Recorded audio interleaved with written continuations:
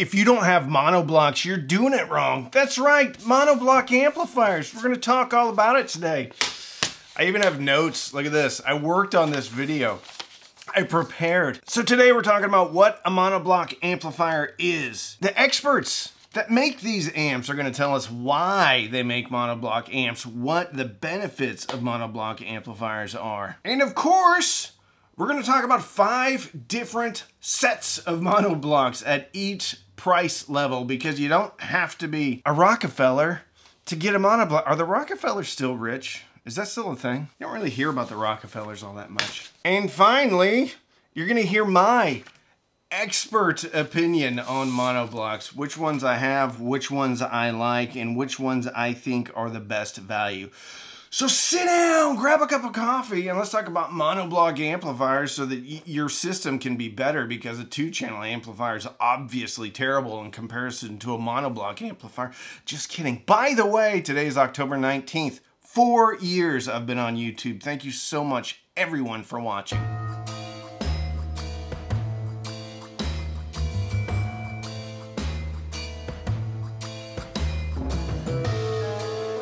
Mono means 1. So if you're listening to a 2-channel system, you're gonna need 2 of them. If you want a monoblock amplifier for all your channels on a home theater system, then you're gonna need 7 or 9 or 13 of them. But if you're doing a home theater system, you probably really only need 2, maybe 3. 1 for your left, 1 for your center, and 1 for your right channel. And then the rest of your channels, you could probably, and I would recommend, using a multi-channel amplifier. So if you're gonna run monoblock amplifiers on your home theater system, you may want to invest in a surge protector or one of those power filters that has 13 different outlets, because you're gonna have a lot of cables to plug in.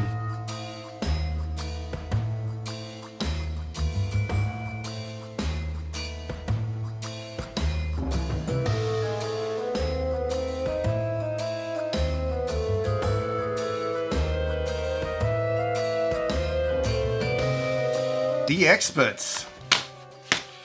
So I reached out to 3 different industry experts, some of which are currently manufacturing and have manufactured monoblock amplifiers in the past. Well, actually, they all are manufacturing. A little foreshadowing there. Dan Loftman from Emotiva. They have made monoblock amplifiers for a long time. Emotiva just turned 20. They can almost drink legally. Anyway, Dan Loftman says, number 1 benefit, you're not sharing a power supply. Number 2, you have more current available. Number 3, I don't understand this one. I feel like I'm making up words, but he said you don't have any power supply modulation going on with additional channels. If you know what that means, put it in the comments. Isn't it amazing that I make a living doing this and I have no idea what that means? Better crosstalk performance because you only have 1 channel. Better control of the drivers due to the power supply because you're not sharing power supplies on 2 different channels. Better channel separation, more dynamic capability, and that definitely has been my experience. Modulation components on the rails that can be audible. That's if you're not using monoblocks. Again, no idea what that means. Better clarity, agreed. And it's easy to drive very difficult loudspeakers because of the current. Gino from Gishelli, I don't know Gino's last name. And it's not Gishelli. Gino from Gishelli Labs says you can just squeeze more power out of that design. And you get 0 crosstalk because of dedicated power supply, and speaker is effectively coupled to 1 amplifier. Less noise, less crosstalk. And if you have 2 amp boards, there's a lot more noise and more interaction. And it's like 2 human, he gave me an analogy. I like analogies because I'm fairly dumb. He says it's like 2 humans in a room talking at the same time. And if you only have 1, only 1 person's talking. I don't know who they're talking to. Cooling design, they can run cooler, okay? Simple design, ease of repair. I like this one. Ease of repair, more modular and easier to replace. I like that. And it wouldn't be a list of industry experts if we weren't including Jason Stoddard from Skit. Jason says you have twice as much power, better cooling, No chance of channel interacting. Therefore, it's infinite. I don't know what that meant. Won't be modulating the power supply. Again, modulation of the power supply. You're not doing it with monoblocks. Jason said if you have a 2-channel amplifier, starts to pull a bunch of current. He said there's actually interaction that is measurable. Very interesting one here. Shorter speaker cables, but you're gonna have longer interconnects. And then I asked him about the tiers because those are monoblocks, but they're choke, and this doesn't really have anything to do with monoblocks. But anyway, I was interested in why he uses a choke on the amplifiers. He says it's basically old school. Chokes store power, capacitors store power. He basically said when capacitors got smaller and cheaper and lighter, choke amplifiers basically just went away. He said you get better filtering with the choke. Again, put it in the comments if you know what that means. Let's talk about price.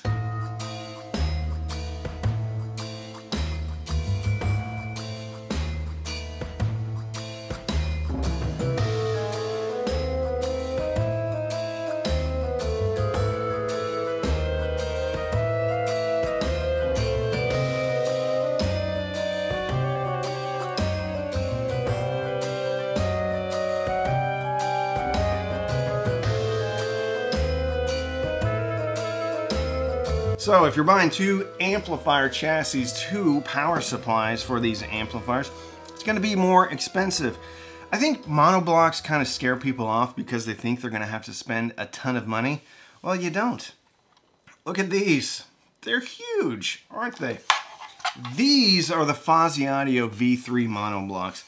And for under $300, actually it's $280, and I think there's a 5% off coupon, you can get 2 of these, a pair of them. And you get 2 48-volt 5-amp power supplies. And in my experience with these amplifiers, you get a ton of power. You can look these up. I think ASR did a review on them, and they actually tested out to make their claimed power, which is 240 watts into 4 ohms at less than 1% THD, which is amazing if you think about it. This is the size of a sandwich, but it's not made from meat and bread and cheese and lettuce and tomatoes and pickles. It's made from metal and Class D amplification, 3255 amp chipset to be exact.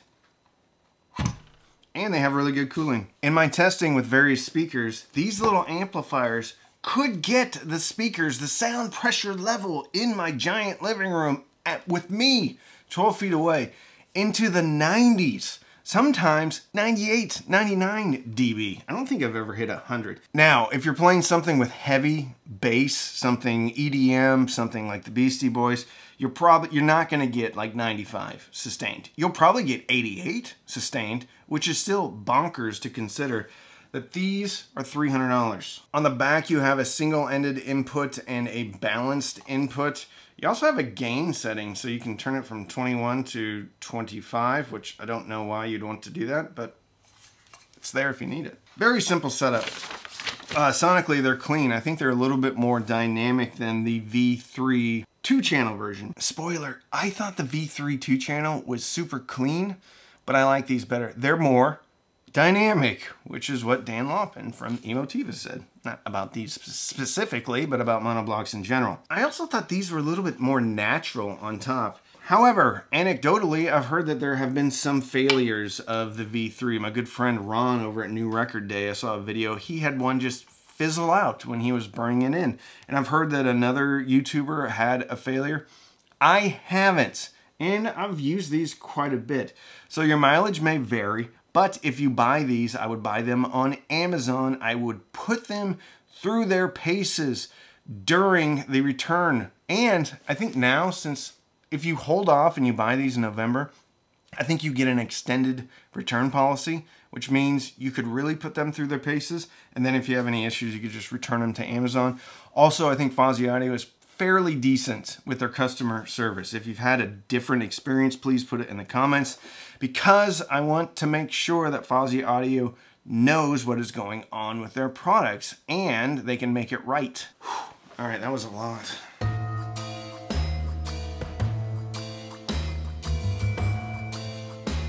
Stepping it up In price, now we're jumping from $280, I think, and with discounts probably $265-ish, all the way up to about $800 or $796. It is the Outlaw Monoblocks. I think it's the 2220s. I've been running these in the living room for quite a time on a bunch of different speakers. They are rated at 200 watts into 8 ohms and 300 watts into 4 ohms. Class AB toroidal transformer, very slim, not very tall, which means you can stack 2 of these on top of each other, and it's about the size of a large 2-channel amplifier, which I love. On the back, you have balanced inputs. You have a single-ended input. Also a switch for signal sensing on the back. Sonically, clean, very clean. A bit mid-range forward. Not quite as dynamic as some of the other monoblocks on this list, but you know what they sound like?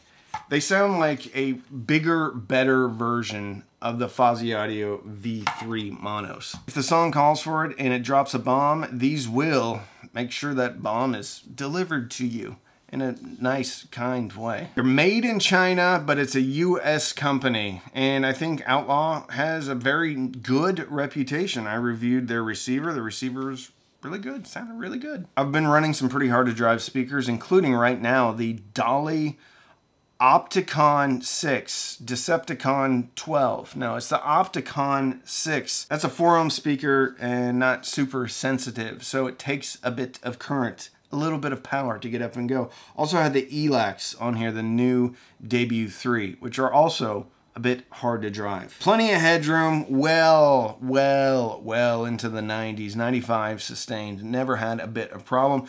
Really had to turn it down because I didn't want to damage the speakers. I think the speakers were going to give up before the amplifier gave up.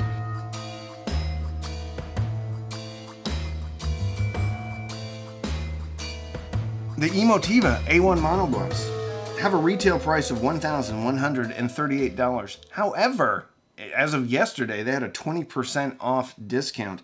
So that brings it down to $910.40.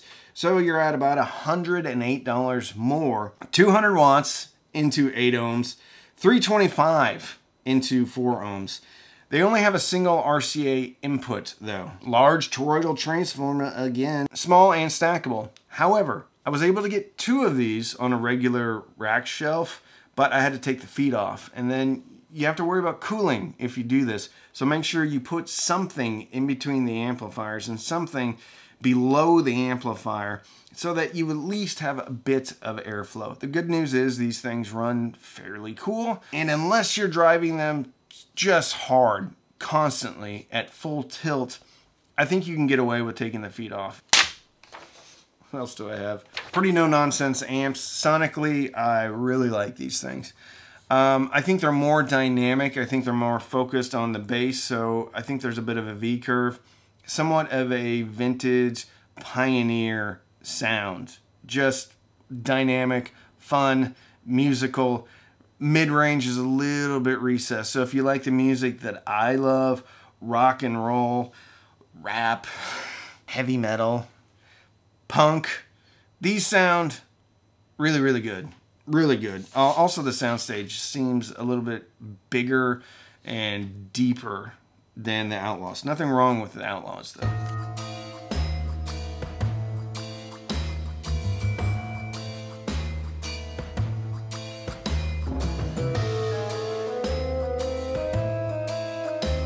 Another one from Emotiva, the DR1. This is the Differential Reference 1. You want to prepare yourself for the power ratings. 650 watts into 8 ohms.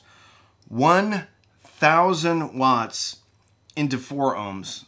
Less than 0.1 THD. These are $14.99 a piece, or a short $3,000 for a pair of them. However, with the 20% off going on right now, it's $23.98. Think about that. You're getting that much power for $2,400. I know that's not cheap, but I will say, spoiler, let's just jump right to the Sonics. This is the best amplifier I've ever heard. Effortless bass control. And a differential amplifier actually is like a 2-channel amplifier for one channel. So a balanced signal is basically the sine wave, and then you have another sine wave that's 180 degrees out of phase, and then what you hear is the difference. So in theory, if you have any noise introduced, noise will be introduced on both the positive and the negative sine wave, so you won't hear the noise. It fundamentally cancels it out. With a differential amplifier, you have a power module or a power stage for both the positive and the negative sides of that sine wave. So it's literally just like start, stop, start, stop. This is a switching power supply, but it's a special switching power supply that Emotiva came up with, and it's spectacular. Usually I'm kind of like, I like toroidal power, I like a transformer, big old metal donut inside my amplifiers. This is a switching power supply, different switching power supply from their other XPA Gen 3 amplifiers. Sounds brilliant. Here's the drawback. They're huge. I couldn't even fit these two in my main rack. So you might have to put one of these on the floor. The rack upstairs, I took the feet off of it, and I think I could barely squeeze the second one into one of the shelves. They're absolutely huge though. Absolutely 100% huge. May have to put them on the floor.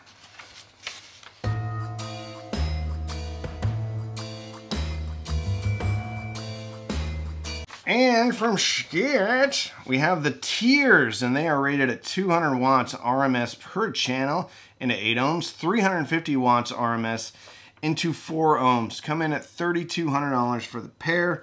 It's a choke amp, and they're massively heavy, so if you get these, be careful because you could lose a finger if you're stacking them on top of each other. They're actually not that tall. Super hefty though. Huge fins on the side, heat sinks. These sound good. They sound like the Skit house sound, which very neutral, a little bit mid-range forward, a little bit more mid-range forward than the Outlaws, but you hear everything. Everything. I don't think they're quite as dynamic as the DR1s, but the DR1s kind of, although they're a monoblock, they're a differential monoblock, so it's kind of cheating.